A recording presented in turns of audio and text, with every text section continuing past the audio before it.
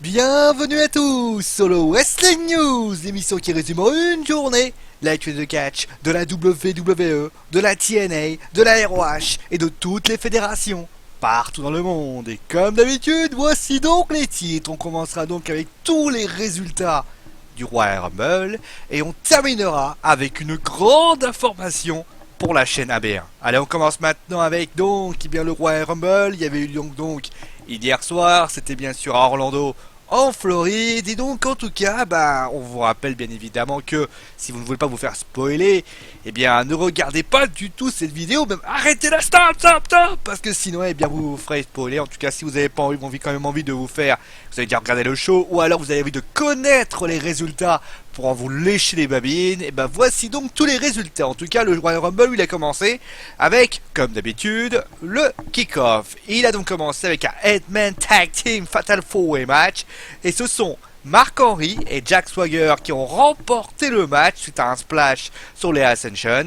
Les deux autres équipes étaient donc les Dudley Boys et donc Damien Sandow et Darren Young. A noter donc que Mark Henry et Jack Swagger participeront donc au Royal Rumble match. C'est alors que le show a débuté. On a commencé très fort avec le Last Man Standing match entre Kevin Owens et Dean Ambrose, comportant bien pour le titre d'Intercontinental, et victoire de Dean Ambrose qui a trouvé la force de pousser Owens qui s'est fracassé sur deux tables et n'a plus la capacité de se relever. Le second match est pour la ceinture par équipe, et après la naissance de Francesca 2.0, le match a vu la victoire des New Day suite à un big ending sur les Usos. Le troisième match était entre Alberto Del Rio et Kalisto, et pour le titre des États-Unis, décidément ce titre change beaucoup de mains, car c'est Kalisto, et oui, qui gagne suite à un Salida del Sol. Le quatrième match est pour le titre des Divas, et pas de miracle irlandais pour Becky Lynch, qui perd face à Charlotte suite à un spear.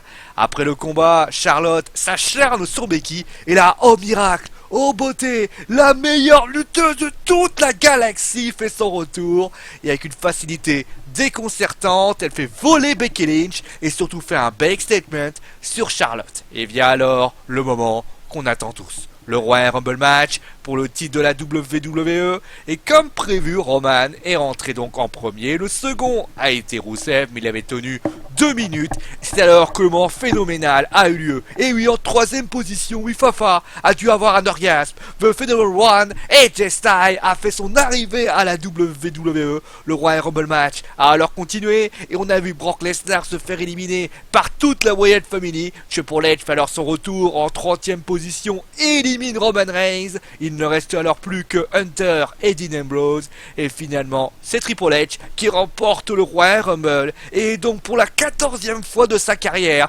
le champion de la WWE. Et donc on va passer maintenant à la formation bien sûr très importante, c'est bien sûr AB1.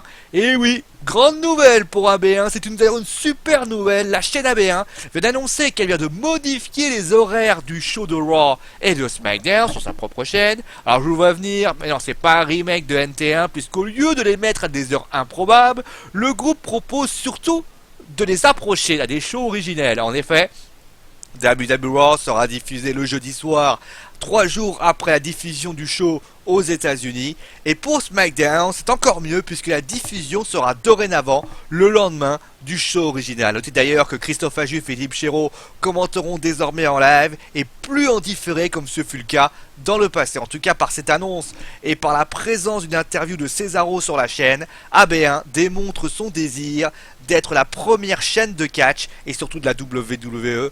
Ce n'est pas pour nous déplaire. En tout cas, on peut juste regretter une chose, c'est quel dommage malheureusement que ça ne soit pas diffusé sur la TNT, mais qui sait, cela est arrivé une fois, cela peut toujours arriver. Alors pas de preview pour ce Wrestling News, pour la raison simple, c'est que forcément, on aura les retombées du Royal Rumble. Triple H est donc le champion de la WWE. A priori, Roman Reigns devrait un petit peu en découdre, mais forcément, toutes les cartes seront redistribuées. Que fera AJ Styles pour sa première apparition à Raw?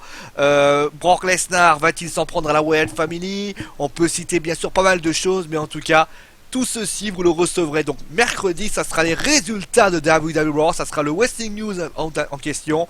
On parlera également de Tyler Breeze et de sa descente aux enfers.